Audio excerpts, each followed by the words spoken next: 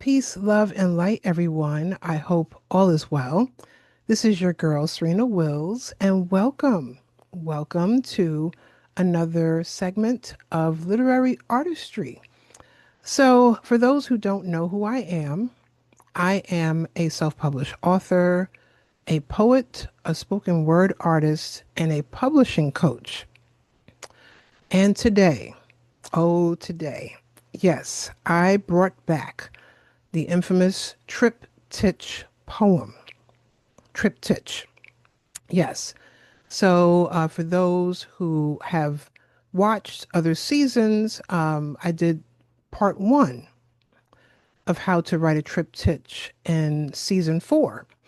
So, I invite you to go back and look at the first part. So, I said, I'm going to come back and I'm a woman of my word, and I'm going to do another part of the same poem to break down how to write a triptych. Now, there are people out there staring at the screen and they're like, we don't even know what a triptych is. So, what is that, Serena? All right. A triptych is a poem, a form of poetry, and there are over 50 forms of poetry and counting in the world. And a triptych is one of the patterned poems. And it's a real, talk about a rhythm happening. Yes. So a triptych is when you are taking three poems. So we have poem number one is in this first column, poem number two is in the second column, poem number three is in this third column. But the goal is you're writing them together because together they're going to create the master poem. Yeah. So how does one write a triptych? I'll do a little bit of a recap. When I was first introduced to this form of poetry, it was in the Writing to Wellness class, which is actually by and founded by C. Thomas, Christopher Alexandria Bernard Thomas. And I took this class throughout the pandemic, and every class, Chris would introduce us to a new form of poetry. When I saw this on the screen, some people in the class went off camera. They said, no, they are not. They are not going to um, no, we're not doing that.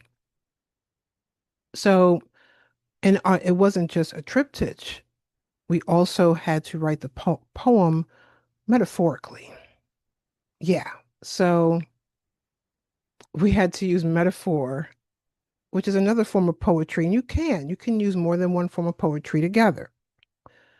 I said, okay. So the form of poetry was a steaming pot of water when it comes to your passion, your purpose. So I remember when I first started writing I thought I could just write three different poems and make them go together. No. So I learned from a wonderful friend and fellow poet, Chris Kay, who was in the same class as me. You kind of write them simultaneously together and then make them into three different poems, but all the while you're making one master poem. So I remember when I wrote another triptych, which I'm still working on, to start writing it that way.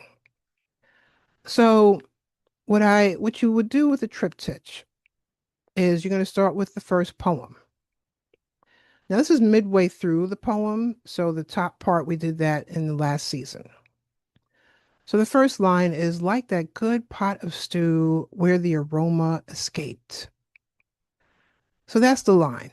Now, instead of writing the whole poem and saying, okay, now I'm going to write the second poem and the third poem like I did originally and make it go together, let's just say I had to like somewhat scrap half this poem and start over. So this first line, like that good pot of stew where the aroma escaped. So then I hopped over to the second poem, smelling good. Okay, so this is now a line in the second poem, but I'm starting to write it going across, as you can see, because the master poem is going across line by line. And then you eventually will read the entire poem in its entirety together. So we have the first line from the first poem, like that good pot of stew where the aroma escaped, smelling good. Now we're in third poem, bubbling over, exploding lyrically. So I broke it down over here. The blue is the first line, the first poem. The yellow is the second poem. The gray is the third poem. So for some people, like, I need to see it physically. Besides the columns, how is it going to look when it all is in one? So blue is the first, yellow is the second poem, gray is the third poem. Or for those who just want to use numbers, say, okay, I'm going to use the first poem, line from the first poem, number one, line from the second poem, number two, and a line from the third poem, poem number three. Okay, so some people may just need numbers, or you may use letters. Okay, so let's go back to how to write it. So then I wrote, spreading my writing from place to place, pouring out like tons of seasonings over your favorite meal, getting accepted into anthologies. So I'm like, okay, this sounds good going across, but it also sounds good going up and down because I have to remember the poem needs to sound good as its own. Maybe one day I just want to recite poem number one. I don't want to talk about poems number two and three. So if poem number one stood on its own, how would it read? So, like that good pot of stew where the aroma escaped, spreading my writing from place to place, invited to open mics, and even featured. My fingers to my laptop. Now I'm publishing, teaching skills to others. So that's poem number one by itself. And you want to do that for each one. How do they each sound on their own? And how does it sound going across line to line? Yeah, it's a lot. It's a lot going on at the same time. Okay.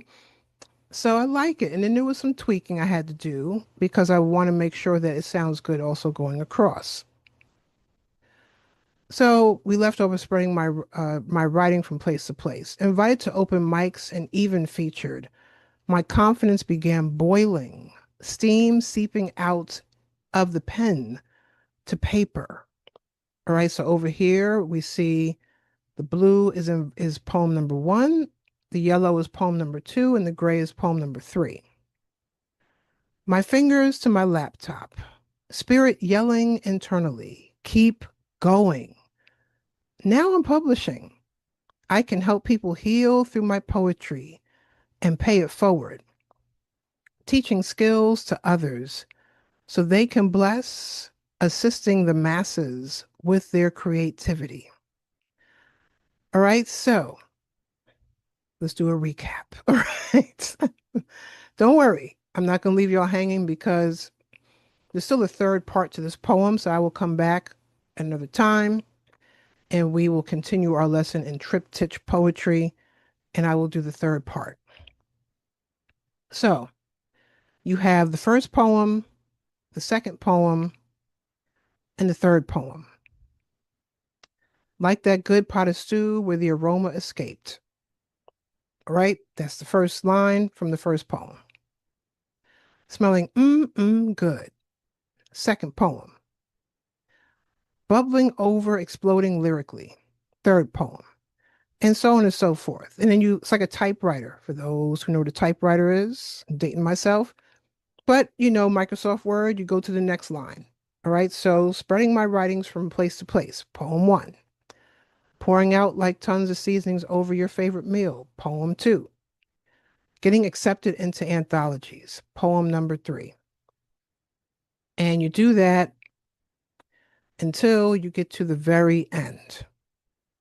And then what you do is, okay, now I'm going to read it all together and see how it sounds and say, oh, you know what? I don't like how that word sounds. Let me go back over to the columns and let me see if I could tweak. And I remember I had to tweak some things because as I read it as a master poem, it wasn't making sense. So I had to keep tweaking it.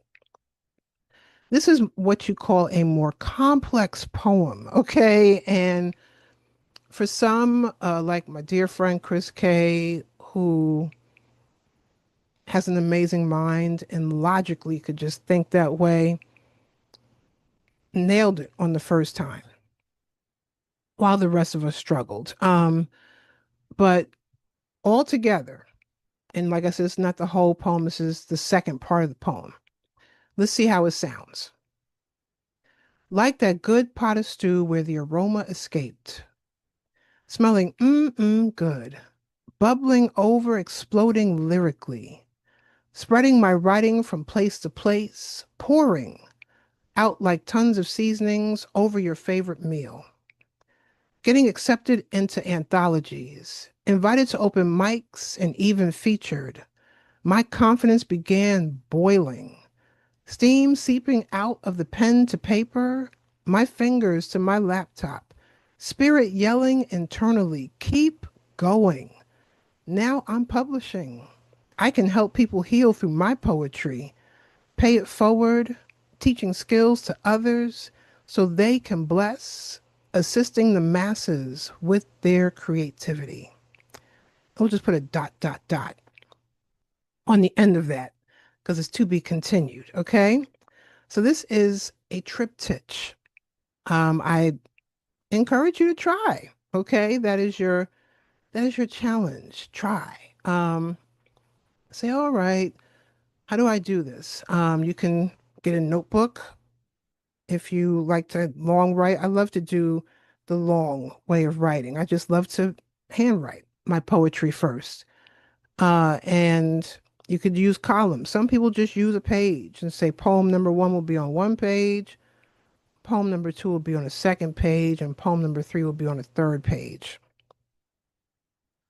And go from there. And then just tweak it. It's like a dance. Just working it out bit by bit until you're like, oh, this flows. It flows going up and down vertically and it flows horizontally going across. All right, so that is Triptych Part 2. All right, so stay tuned for the next part. We'll probably come back next season and talk about that. All right, so for those who would like to learn more about poetry, would like to check out my poetry books, classes I offer, workshops, and so much more, you can reach out to me or follow me on social media, Divine Wright, DivineWryte, across social media platforms, except for Facebook. I am / Serena Wills, my full name, SerenaWills, all one word. Or you can go to my website, serenawills.com, SerenaWills.com, and you could check out different events. A lot of my workshops and classes nowadays are virtual. That way anyone can attend, no matter where you are in the world. All right, so remember, this is a triptych. It's a form of poetry. There's over 50 forms of poetry. And yes, you are allowed to have multiple forms of poetry into one poem. Like this one is also a metaphoric poem as well. All right, and let me know if you write a triptych or attempt to write a triptych. Reach out to me. I would love to see how you conquered the triptych and how you feel about your poem. All right. So thank you all for tuning in. Take good care and bye for now. And good luck with that triptych. Bye.